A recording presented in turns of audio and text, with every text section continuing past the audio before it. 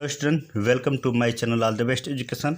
इस वीडियो में हम यूपी बोर्ड परीक्षा कक्षा 10 2024 में आने वाले प्रश्नों पर ध्यान देंगे। जो इम्पोर्टेंट प्रश्न है सिर्फ उसी पर ध्यान देंगे, बाकी प्रश्नों को इग्नोर करेंगे। जो सबसे इम्पोर्टेंट है उसी पर ध्यान देंगे। परीक्षा नज़दीक है तो हमें एक एक पॉइंट को आपको संजोग कर देना है और आपको उसको संग्रह करना है, यानी उसको ध्यान देना है कि कैसे इस पर बताया जा रहा है। ठीक है, ध्यान दीजिए। पहला है, किसी धनात्मक पूर्णांक के p के लिए प्रत्येक धनात्मक विषम पूर्णांक का रूप होता है। ठीक है ना। तो रूप उसका जो विषम संख्या जानते हैं एक होता है 1 3 7 5, और जो p के लिए प्रत्येक यानी p अब पूछेगा दूसरा 2 3, इस तरह कर कर आपको प्रत्येक धनात्मक विषम संख्याओं को रूप में लिखना है। तो विषम संख्या यही है, सम संख्या है, ये भी सम संख्या है। तो विषम संख्या पर आपको टिक लगाना है, यानी बी ऑप्शन हमारा सही है। अगला है, किसी धनात्मक पूर्णांक q के लिए प्रत्येक धनात्मक सम पूर्णांक का रूप हो। सम पूर्णांक का रूप हो तो सम में जानते हैं कि जो 2 से संख्या कटती है उसके सम पूर्णांक कहते हैं। उस पर 2 के ऊपर हम टिक लगा देंगे। यहाँ पर क्वेश्चन देखेंगे कि क्या कह रहा है, उस पर सम और विषम संख्याओं का योग कर लेंगे। सिंपल है। अगले प्रश्न में ध्यान देंगे। यदि p और q दो धनात्मक इस प्रकार है कि p बराबर ab² और q बराबर aqb, जबकि ab का अभाज्य संख्या होगा। ठीक है, ऑप्शन आपका है aq bq, दूसरा ऑप्शन है p+1 2p, और चौथा जो है p+1। तो इसको देखिए, हम सरल करके बता रहे हैं, इसको आपको ज्ञात होना चाहिए कैसे है। ध्यान दीजिएगा।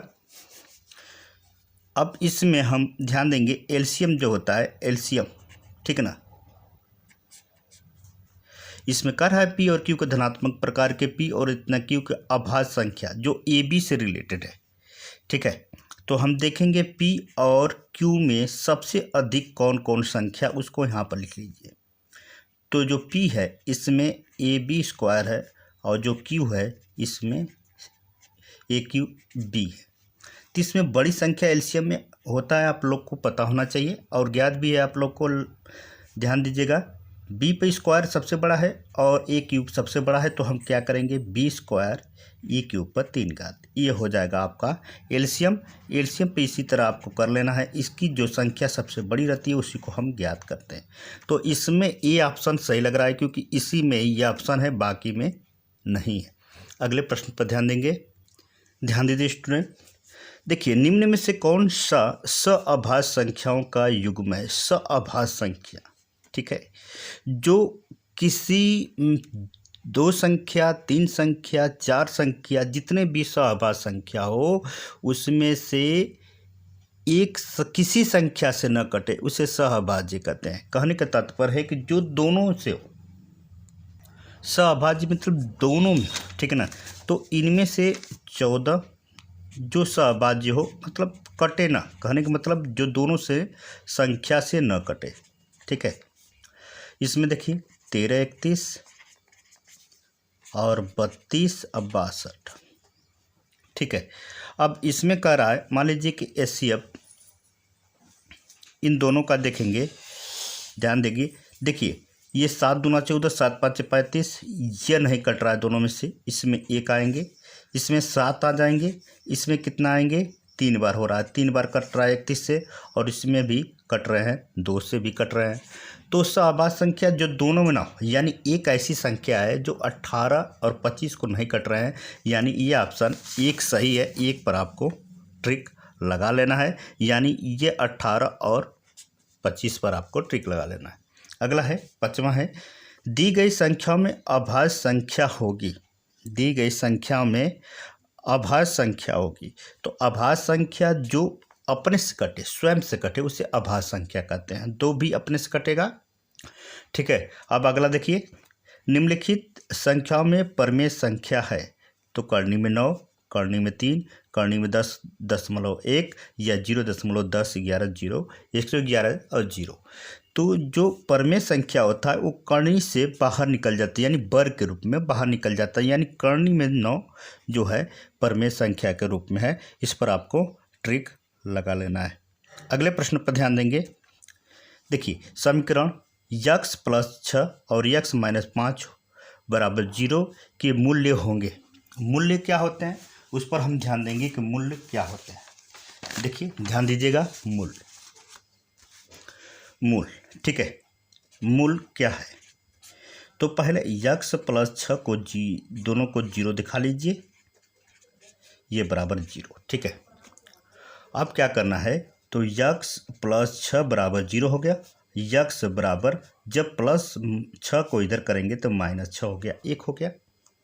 अब दूसरे मूल्य में क्या करेंगे, यक्स माइनस 5 बराबर 0 दिखा लीजिए। यक्स बराबर ये 5, यानी हमें दो संख्या मिल रहा है। पहला काम मिल रहा है -6 और -5। तो -6 5 पर आपको ट्रिक लगा लेना है जो सही है। तो आपको बी ऑप्शन इसमें सही है, बी ऑप्शन पर आपको ट्रिक लगा लेना है। अगले प्रश्न पर ध्यान देंगे। अगला है स्टूडेंट, ध्यान दीजिएगा, द्विघात समीकरण 3x² - 4x बराबर 0 के मूलों का गुणनफल होगा। तो मूलों का गुणनफल फार्मूला होता है, अगर याद नहीं है तो हम आपको बता दे रहे हैं, ध्यान दीजिएगा, ध्यान दें। देखिए मूलों का गुणनफल, ठीक है, ध्यान दीजिएगा बच्चों, सबसे इम्पोर्टेंट है अचर बटा में x² का गुणांक। ठीक है, अचर पद तो हमें 0 दिखाई दे रहा है। ठीक है, अचर पद यही है। देखिए यह है, ए है, बी है और सी है। सी को अचर पद में लिखते हैं, 0 हो गया। x² गुणांक, जहाँ x है वहाँ पर देखिए कितना है, 3 है। ठीक है ना, x² यहाँ आपके यहाँ 3 है, तो 0/3 पर आपको ट्रिक लगा देना है। अगर 0 में 3 का भाग करेंगे 0 होगा, तो ऑप्शन मेरा ए सही होगा। ए पर आपको टिक लगा लेना। फार्मूला का थोड़ा सा याद करना पड़ेगा। मूलों का गुणनफल ए आएगा बेटा, 100% आएगा। आप लोग को इसकी तैयारी जरूर करना है। अगले प्रश्न पर ध्यान देंगे।